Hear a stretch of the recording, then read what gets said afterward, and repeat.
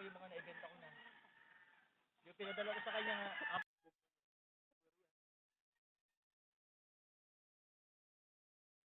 May bayan ni Pablito. nakakatawa itsura ng mga manok na to. Ang gulang pati, no? Hindi ko na ginamit. Tanda na Ay, ganon.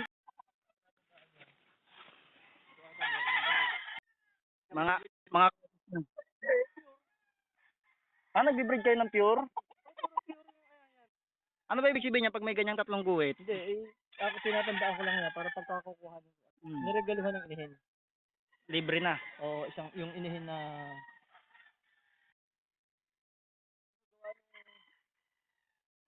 yung kumuha sa amin na 60 piraso, alam mo yung kinuha sa amin 60 piraso, halos lahat ganyan. Wala niya. Saan pala yung Quezon? Di malakas magsabong, kumuha. Sabihin mo pag pumago Kumikis eh. Kumikis eh. Hindi, iba dating ng palo niya, yung isang palo niya pagkatama, tapos kinakagad.